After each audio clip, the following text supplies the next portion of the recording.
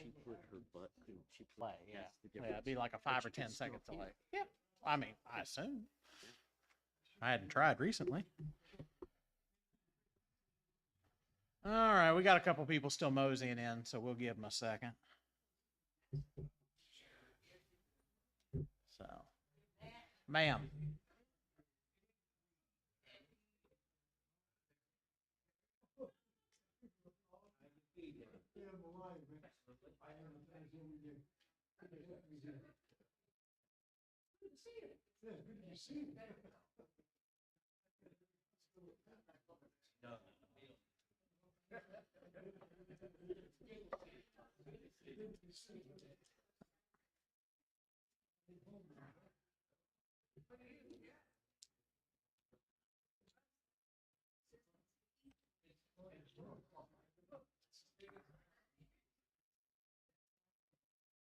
Get him a bus. Alrighty, it's time to get started. So we've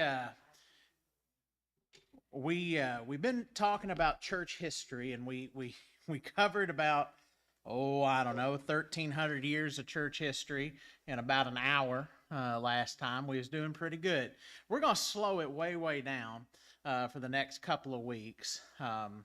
And the whole thing behind what we wanted to get from last time's talk on church history is just to understand a couple of things. One is that throughout church history, there has been an issue with people deviating from the Word of God.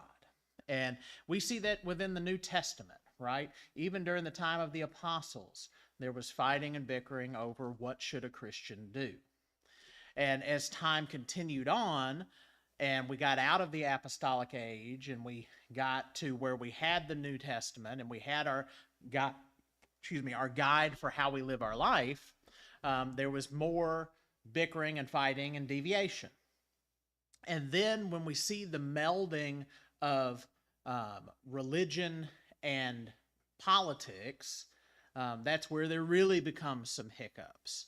And as we talked about, the merging of Christianity with the Roman Empire, and then we saw the fall of the Roman Empire and the rise of what we traditionally think of as the Catholic Church. And then we see for about the next 800 or 900 years, 1,000 years, a continuing degrading of the moral quality of the so-called religious leaders of the day. So we left off in 1378. 1378, we have a pope who was elected, Pope Urban, elected back to Avignon, France, elected their own pope, and so we have two rival popes going on until 1417. Now, if you know much about Catholicism, there's only supposed to be one pope, right? And so that's why a few years ago, when one pope, and they're supposed to be pope for life, right? And so that's why a few years ago, when that's not a thing, is it? They're supposed to be pope for life. And so then they had to go, yes, he can retire. So until 1417, you have the two rival popes, and then they come back together. Meanwhile, you have the Eastern Orthodox Church growing and continuing to exist. And then you also have a few other, during this point in history, where people tried to stand up for the truth. We see those in power trying to squash them out. Okay? So we like to think about things as the information age, right? We've got just so much information, right? Just here in the Artemis mission that has just concluded, Artemis 2, where we went back to the moon for the first time in 50 years. We went to the back of the moon, which had never been done before. I don't know if they were playing Pink Floyd or not, but if they didn't, I think they may have missed an opportunity there. And there was also a member of the Lord's Church on that mission, which was exciting because historically, people have viewed science and Christianity as not working together, but he is a wonderful example of the fact that God created science and the two can work together. And he actually, if you can find it, I'll maybe see if I can find the clip of it, had a wonderful statement he made about coming at it from as a believer, but just looking down at earth as a believer, how it impacts him, but really what it should communicate to all of us was a very good thing. But anyway, I mentioned all that to go, you have more computing power in your phone than the first trip to the moon, right? And we are more connected and for granted sometimes about the access of information. But through the majority of human history, access to information has been limited, right? And by several things. You go back into the biblical days, right? And if you wanted a copy of a book, you had to have it hand copied, right? So that made it prohibitively expensive to make a copy of a book. Number two is you had to be able to read, right? Otherwise you just have to trust what people tell you. Over time, we got to where we had the development of the printing press. And with the printing press, what was cool about it is that I could carve out a page of a book, and then I just put ink on it, stamp it like you might do a craft or something, craft stamps, and then pull it away, and I have a page of a book. And so it became easier to make copies of a book, but it was still prohibitively expensive because you would then have to make a plate for every page of every book, right? And so if you have a 500-page book, that is 500 plates that you have to have. And what happens if you make a mistake carving the plate? You gotta start all over again. So that's why in 1454, it's really cool that the Gutenberg Bible is printed, right? The Gutenberg Bible, which you may be familiar with, is the first major book to be printed on a movable type printing press. And Matt, you go, this is extremely niche information. Yes, it is.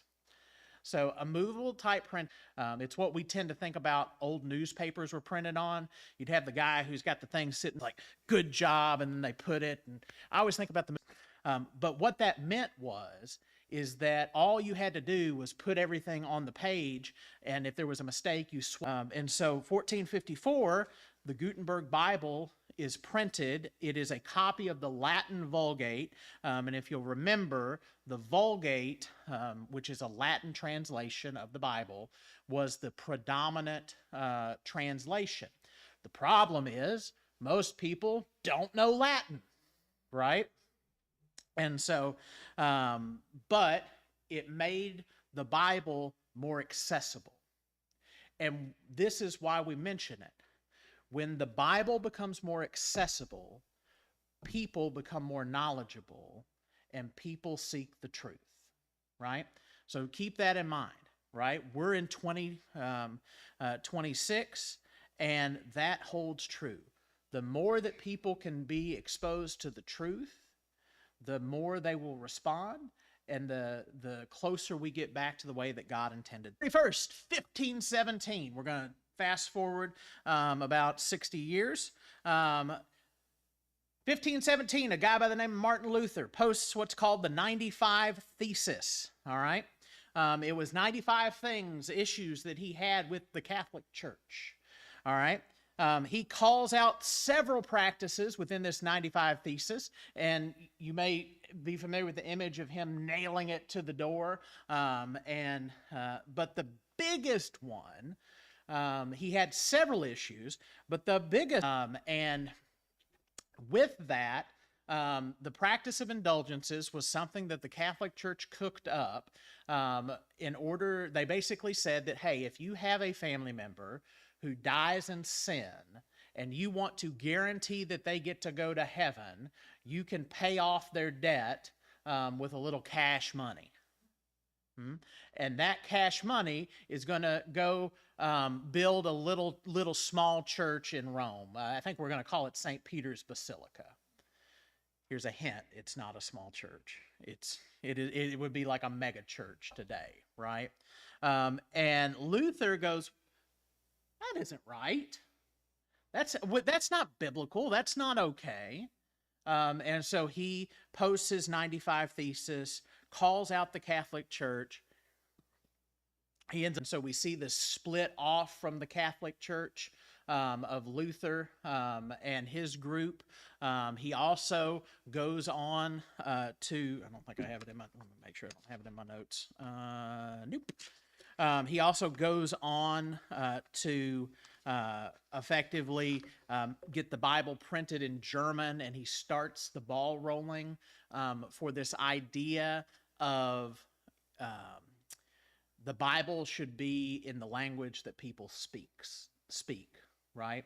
So that you should be able to read the Bible in a language accessible to you, which up until this point had not been the case, all right? And so out of that, we get what is called the Protestant Reformation, right? Reformation being reform, right? Or remake. The goal of the Protestant Reformation was to reform the Catholic Church. So the problems within the Catholic Church, Luther didn't want to leave the Catholic Church, but the problems were so great in his mind that he had to. And so the goal was to fix the problems within the Catholic Church, to reform it, okay? Now, from that, we get descendants of the Protestant Reformation, as are several other groups, form something that is already broken, okay? By this point, the Catholic Church had abandoned New Testament Christianity. They'd established the role of bishops, they've got cardinals and corruption and all of these things. And so Luther is to fix a broken system, right? And it's the way I picture of it, it's kind of like Lucy and Ethel at the chocolate factory, right? You remember that, right? They got the bonbons, right, are coming by, and they're like, okay, we got this. And they start going, and pretty soon it gets out of control, and then pretty soon they just got bonbons stuffed everywhere, right? Rather than go back and start from scratch, right? That's kind of what the Protestant Reformation was and continues to be. It was an attempt to try and fix a broken system versus the Restoration movement, which is something that we're going to talk about here in a little bit, which was an attempt to go back to the original. What would happen if we threw away all the junk that exists and all the problems and just try to go back to the original? But we'll not get ahead of there, all right? I've been saying this whole time that there have been small pockets and groups who have been trying to keep the faith as best they can throughout this entire time of Christian history. Okay, there are many groups that we could talk about, several, but one that I'm going to mention is the Anabaptists, okay, 1534, all right? And the Anabaptists believed that baptism is, okay? So by this time, the Catholic Church had instituted infant baptism, and so that you are baptized when you're born, right? And so as a baby, you're brought to the church, and they sprinkle some water on you, and you are baptized into the Catholic Church. It was also becomes a sign of citizenship, so that if you were a good Italian or a good Frenchman or whoever, you were a Catholic. And so there's that melding of religion and politics. So the Anabaptists, they said, now hang on a minute.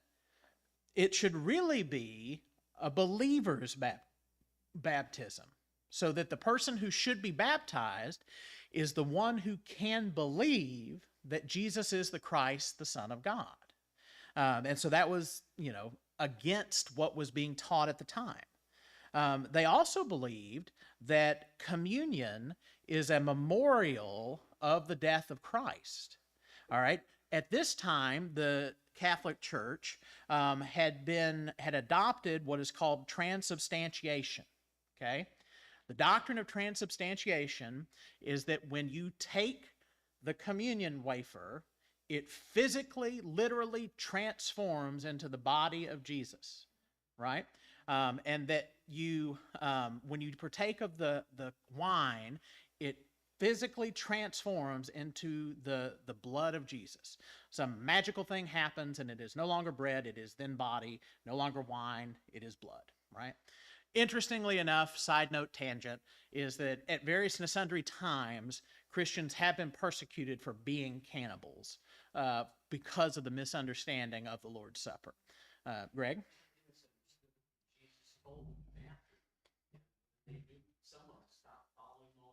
Yeah, very much so. Very much so. Communion, another thing only. So that communion is something for the Christian. It is a memorial to proclaim the Lord's death until he comes. Then Christians should be separated from the world so that they should live apart from the world, a little bit of a kind of monastic kind of thing. And Christians should not make an oath or hold the office of magistrate, so that a Christian should not serve in politics, a war. Now, some of those things we agree with, right? Some of those things we may not agree with, right?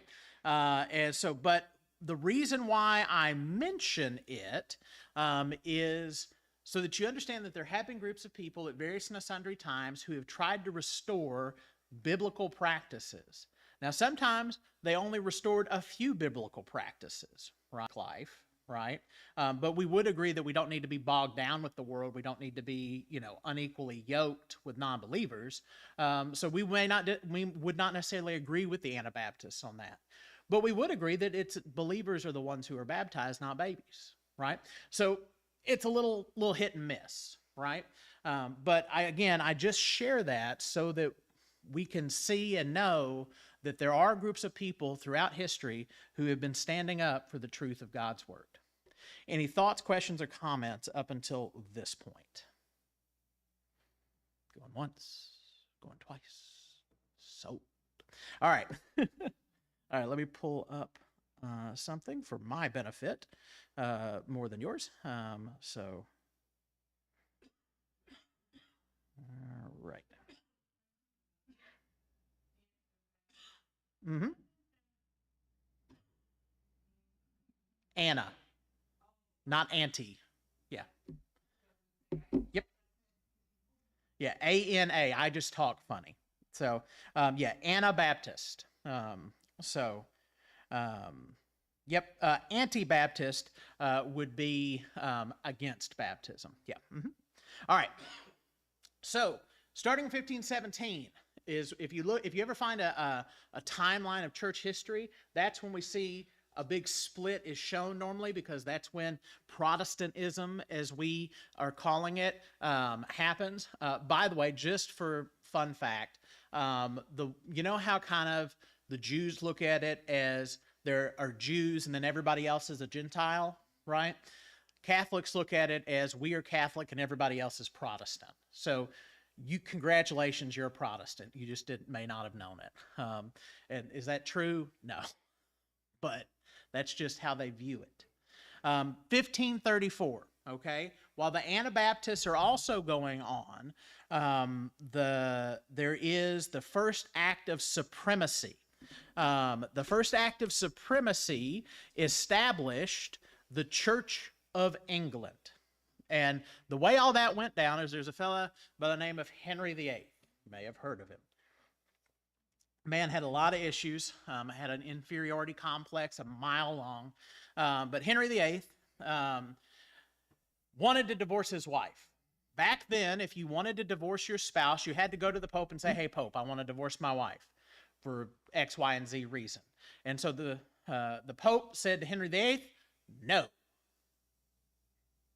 Henry said, excuse me, I am king. And the Pope said, I see what you mean. No. And so Henry goes and he says, fine, then I start my own church. I'm the head. I am the Pope of the Church of England. God has made me sovereign. Man, we need some practices, don't we? We need some things to do. hang on, excuse me, Pope. And so he takes Catholic practices and makes them Anglican practices, Church of England practices. And then he's the head of the church, so then he can go, I grant myself a divorce. And he does that a few times. There is a musical now about Henry VIII. I think it's 6. So that's what it's called? Yeah. So he had a bad, King says, hey, you're my wife. You don't have much of a choice. But I think anybody at that time knew that was, generally speaking, a death sentence, But anyway, 1534, you had the first Act of Supremacy. So we've got the Lutheran groups, we've got the Anabaptist groups. Now we have the Anglicans showing up on the scene. And so in 1534, okay, in 1534, they hold the Catholics hold the Council of Trent, or 1545, excuse me. The Catholics hold the Council of Trent. So this is 28 years after Luther's thesis. This is about 11 years after Henry has split off the Catholic Church. The Pope goes and says, okay, first thing, condemned by the Catholic Church. And so then they established the Catholic canon, which includes a thing called the Apocrypha, right? So the Book of Jubilee, the First and Second Tobit, and a bunch of other stuff are part of the Catholic Apocrypha. 1,500 years later, there are some books we need to add. Why might we need to add books to the Bible? Because they needed to justify some of the doctrines they were allowing to creep in. At the Council of Trent in 1545, they reaffirmed the doctrine of original sin. Now, if you're not familiar with the doctrine of original sin, that's okay. It's fluey. The doctrine of original sin says that when a baby is born, they are born with sin. And so if that baby dies in sin, then it goes to hell, like all who die in sin. Hence why we've got to get them to the church and get them baptized so they don't die in sin. And so they teach and believe that sin is passed down father to mother to the child and so on and so forth. And so that even a baby has sin. There are a variety of problems with that, being not a biblical concept. Are we born with a proclivity to sin or, a desire to sin? Maybe not. We all have the desire because we're humans, but the big factor in knowing whether or not something is a sin is knowing whether or not something is right or wrong, right? Like, you got to be able to know right from wrong in order for something to be a sin. How can you be guilty of breaking rules when you don't know what the rules are to begin? So, and again, the Anabaptists, reject that idea of original sin. And then you have believer's baptism, because a believer recognizes they have sin and repents of that sin, right? And so now in order to, because you have, so here's the problem with some of this stuff, a lot of this stuff. Lies and falsehood beget more lies and falsehood, okay? All right, here we go. Ready? We're going to jump through some hoops together as though we were Catholic. All right? Baby born with sin. Sin needs to be forgiven in order to go to heaven. Must baptize baby. Confession must be made in order to be baptized. Goo goo gaga, not sufficient. Okay? So what do you do? What do you do if a confession needs to be made, but a baby can't make a confession? Got to have somebody stand in to make the confession on their behalf. So mom and dad start, making the confession on the baby's behalf. Do you agree to raise this child in the wisdom and admonition of the Lord, to teach him all the holy teachings of the Holy Catholic Church, yada, yada, yada. And so then the parents are making the confession for the kid. And at some point in there, you get the role of godparents coming in, and there's just a whole bunch of things that happen in order to justify this one false teaching, right? And that's how it goes. And that's how it goes throughout history. And so then the Council of Trent also limited where the money from the selling of indulgences could go. Remember, that was the big thing that Luther got upset about, was that they were taking all this money to build a big church in Rome. And so the Catholic Church went, okay, you know what, we'll limit it, and it only goes to, I think it was the local church or something like that. And guess what? That did not change what had already begun, which was the Protestant Reformation and all of the other things that are going on that are going to introduce people to God's Word, and they're going to be able to start reading it for themselves. Okay? Any questions? Okay.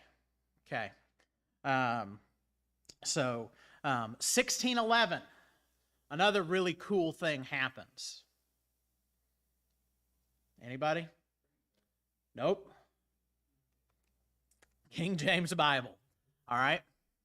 The King James Bible is printed or is released. And now here's the thing. The King James Bible is not the first English Bible. There are English Bibles, the Tyndale and a couple others that predate it. But the King James Bible wants the Bible in English, and he wants it to be available. And so he commissions the creation of the King James Bible. Of course, it takes years and years of translation and work, but it is the first major translation to have that level of funding and that royal support. All right. Now, if you'll remember way back a couple months ago when we were talking about how we got the Bible, right? We talked about the fact that there are two main text types. There is the Alexandrian text type and the Byzantine text type of manuscripts of the New Testament, okay? And the King James is built off of what's called the Textus Receptus, which is compiled of texts, manuscripts of the New Testament, that they had thousands of them, but they're relatively newer. Okay, and so from this Textus Receptus, they start the translation, and they use the Vulgate and other resources available to them, the Septuagint, and they translate it into English. All right. Now, there are some people, right, who believe that the King James is an inspired translation of Scripture. And those are people who have never read the introduction to the King James Bible. Because when you read the introduction written by the original translators of the King James Bible, they will tell you, we were not inspired, we did our best. Because they understood that whenever you have a translation, there are challenges and issues, right? But the King James Bible is created 1611. It is to this day the best-selling version of the Bible that exists, and it's on the list every year. People still continue to use it. It's written at what we would consider a 12th grade reading level, but why it is important is it finally got the Bible en masse to people who could read it, right? And so now it made it affordable, it made it accessible, and it is going to help fundamentally change the future of Christianity. And so we can never underappreciate the impact that King James has had on Christianity. Any questions or comments up until this point? Because we're about ready to leave Europe, just so you're aware. Okay? So stuff is continuing to go on. We're at 1611. Stuff is continuing to go on. All right, life continues. By this point, right, 1492, Columbus sails the ocean blue, right? Ish. But by this point, America has been colonized, right? They're sending people over there. Then the 1700s go on. And then in 1776, some individuals, well-meaning individuals, got upset about taxation without representation and got upset about not funding other people's wars. And so they said, we've had it, and they rebel. Now, it is worth pointing out that there are several other major Christian denominations that have come on the scene by this point, right? You've got Baptists, Presbyterians, Methodists have all come on the scene by this point, okay? But 1776, we write our little Declaration of Independence. We rebel against England. It works out decently well, I think. And so, yeah. Sure.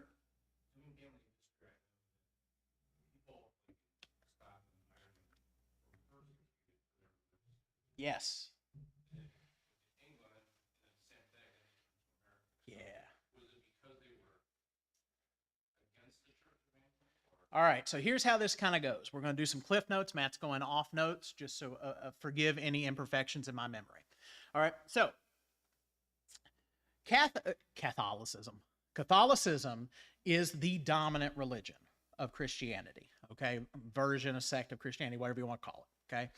Then you have the Lutherans that pop up over in Germany, and we're seeing other groups, the Anabaptists, the Baptist, like all these different groups are popping up, right?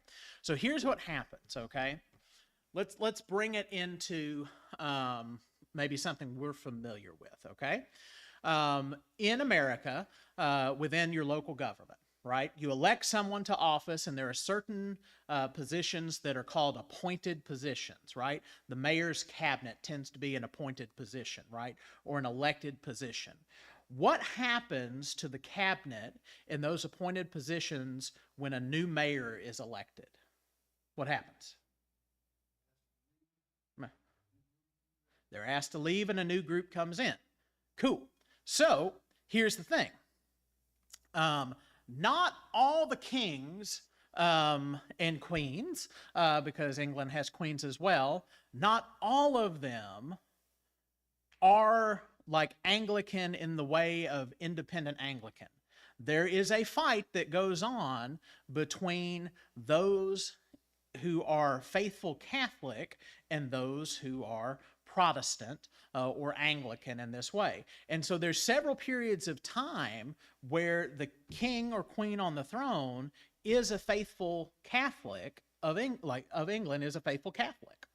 There's also the problem we have of Scottish independence, which is going on at this time as well. We get in the 1700s the Highland clearances and things like that that start. And we have the eradication of Irish culture that goes on as well, and a lot of other things.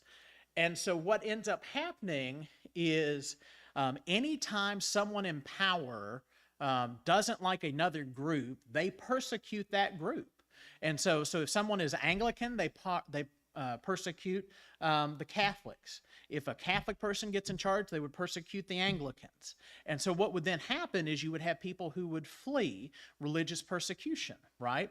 And so a great example also with my family history is we fled. Now, I can't say that I will not necessarily claim religious persecution, but the timeline does tend to fit. We lived in Scotland, and then something unknown happened, and we had to go to Ireland, right? And that's where you get the term Ulster Scots come up.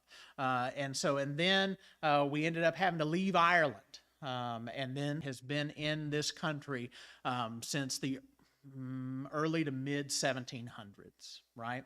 And that's what America provided, is it was a place that was safe from religious persecution, right? And so, we talk about separation of church and state. The reason why that was such a fundamental tenet of the Constitution is because there were people who had fled a place where you could have your property confiscated because you believed differently than someone else. You could be killed or imprisoned because you were Catholic or you were Protestant or whatever. And they wanted to establish a government where the government did not have that power to take that away from you. And so that's where that church and state separation came from, is from those people who were fleeing persecution, right? We think about the Pilgrims and those groups, but there are the Germans who come, the French Huguenots and others who come to this country seeking refuge from religious persecution. So there is a lot of that is going on at that time. Did that kind of answer your question? Yeah. So because this, the king's over there, what's he going to do over here, right?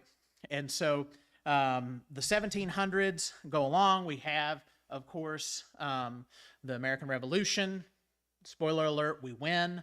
And then an interesting problem of an Anglican church once we kick out the king, right?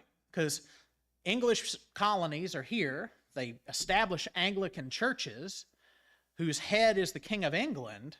Do you want to be seen as going to church somewhere where the King of England is still the head in a brand new country who has rebelled against said king?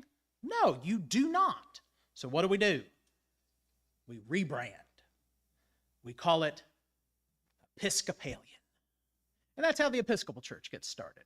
The Episcopal Church is the American version of Anglicanism, which is the English version of Catholicism. It's like a big game of spiritual telephone. And so they do what the Anglicans did, and they go, we just take all of these things and we plop them down. And that's basically what Episcopalianism is. All right? So that,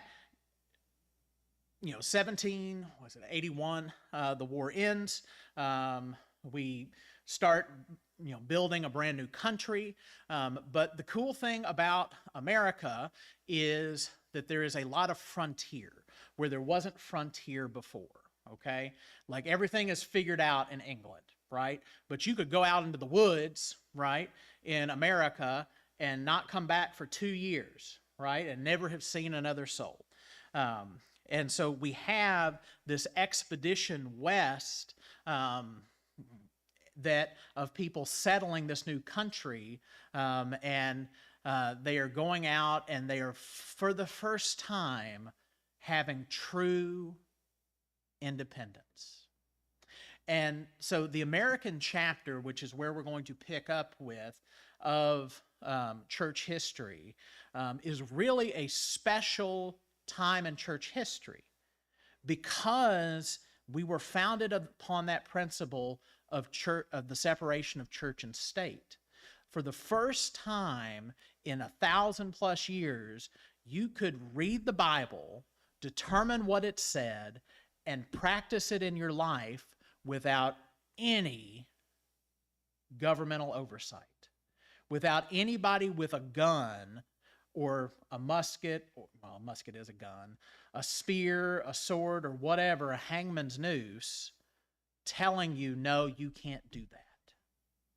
And so then it's going to become a very interesting experiment of what happens when you can approach the Word of God in your language, you can see what it says, and then you can put it into practice.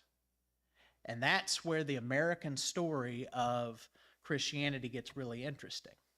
It is not a perfect story. I'm going to warn you ahead of time, because there's also the big possibility, hint, it did happen, for people to misuse God's words for their own devices. All right?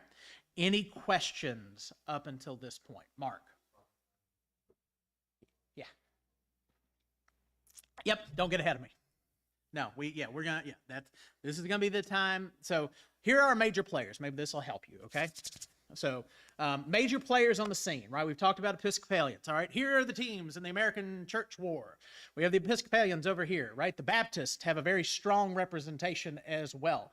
You also have Methodists showing up. Presbyterians are here as well. And Catholics, of course, are still around. That doesn't go anywhere. That doesn't happen. And the reason I'm not about it. All right, so we're going to do this without amplification. Sorry for people watching. So yeah, Baptists, Methodists, we have Lutherans, Presbyterians, Catholics, Episcopalians are showing up.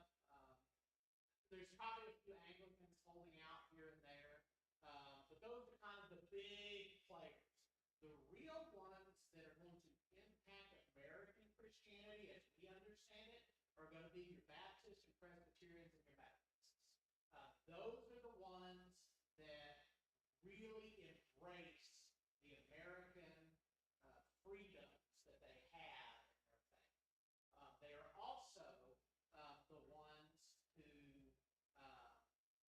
basically set themselves up for success, and they're also the ones that have less denominational oversight compared to like the Anglicans and the Episcopalians.